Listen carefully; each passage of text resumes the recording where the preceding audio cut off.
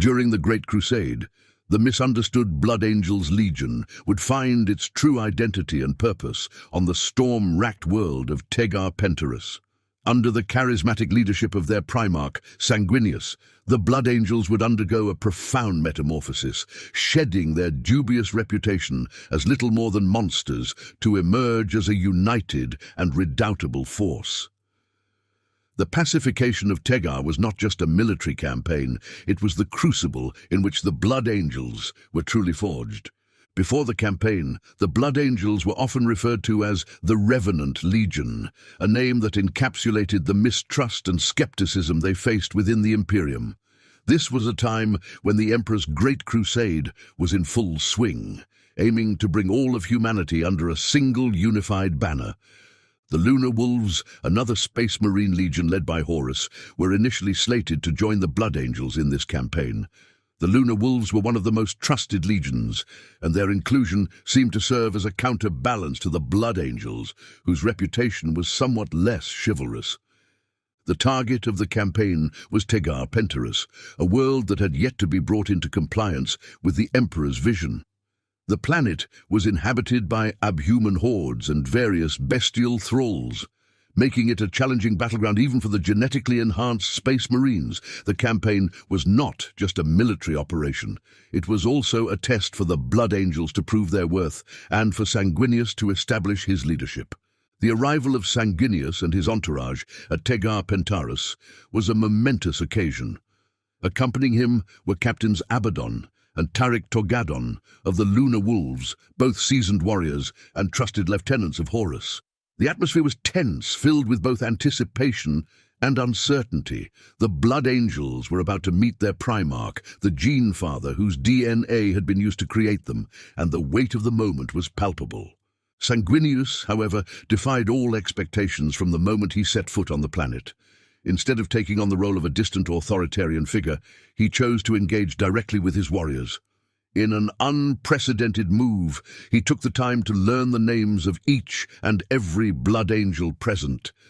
This was not a mere formality, but a deeply symbolic act. In a society where individual identities often get subsumed under the greater collective, especially within the rigid hierarchy of the Space Marine legions, Sanguinius's gesture was revolutionary. It signaled a different kind of leadership, one rooted in mutual respect and individual recognition. The Primarch's actions had an immediate and profound impact. The atmosphere shifted from one of tension to one of unity and shared purpose. The Blood Angels, many of whom had faced prejudice and mistrust, felt seen and acknowledged by their Primarch. This initial interaction set the tone for Sanguinius's relationship with his legion, establishing a bond of trust and loyalty that would be crucial in the battles to come. In the chronicles of the Imperium, leadership often takes on a hierarchical and authoritarian form. Leaders are to be obeyed without question, and loyalty is often a one-way street, flowing from the subordinates to their superiors. However, Sanguinius shattered this traditional model during the Pacification of Teghar Pentarus, introducing a new paradigm of leadership that would leave an indelible mark on the Blood Angels and the broader Imperium. After learning the names of his warriors, Sanguinius gathered them for a speech. But this was no ordinary rallying cry or strategic briefing. Instead, Sanguinius did something almost unthinkable. He swore an oath to his legion. This was a complete reversal of the usual practice, where the warriors would swear fealty to their leader. By pledging his loyalty to them, Sanguinius was not just making a symbolic gesture. He was fundamentally altering the dynamics of power and authority within the legion. The Primarch's words were carefully chosen. He expressed his hope that he could live up to the immense responsibility of leading such a group of warriors. He acknowledged the weight of the task ahead, stating that he would stand by them through both glory and damnation. This was not just a promise of victory, but an acknowledgement of the shared risks and sacrifices that lay ahead. The impact of this speech was immediate and profound. The Blood Angels, who had been a scattered and mistrusted force, found a new sense of unity and purpose. They pledged their loyalty to Sanguinius, not out of obligation but out of genuine respect and admiration.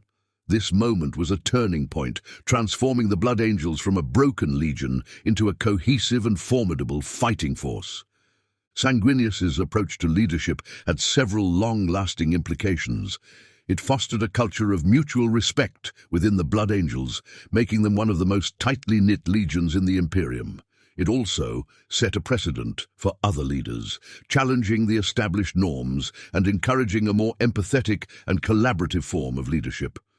While the Imperium is often characterized by brutality and authoritarianism, Sanguinius offered a glimmer of something different, a leadership style rooted in humility, respect, and shared destiny.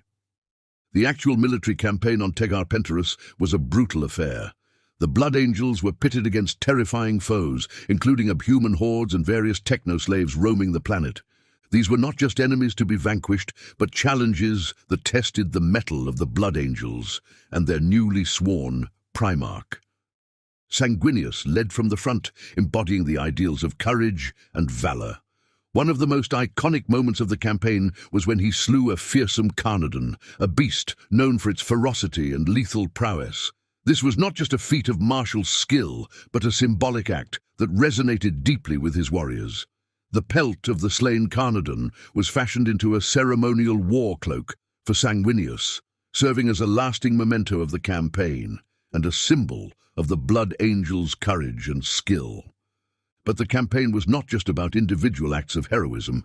It was a collective effort that required strategy, coordination, and teamwork.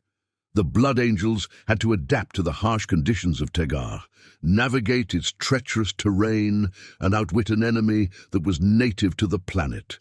They employed a range of tactics, from frontal assaults to guerrilla warfare, adapting their approach as the situation demanded.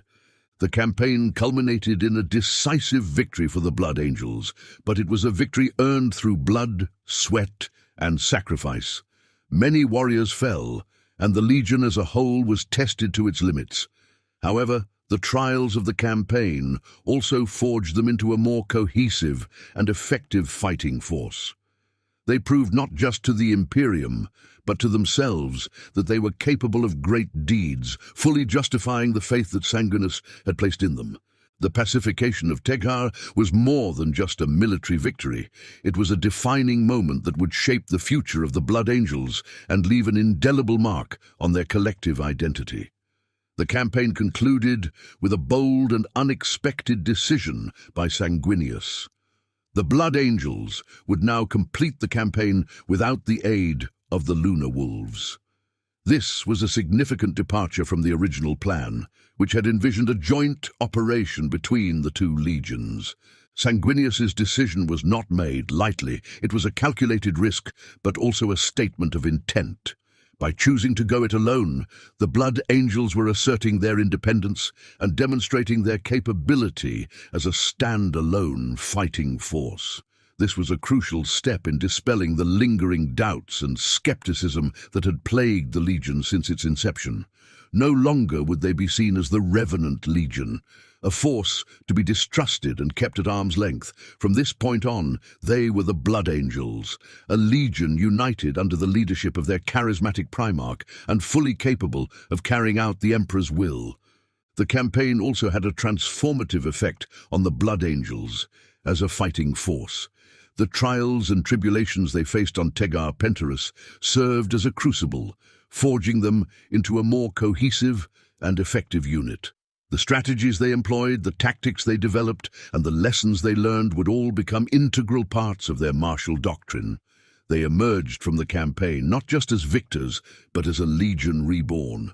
Their identity and purpose crystallized. On Teghar, the Blood Angels were truly born.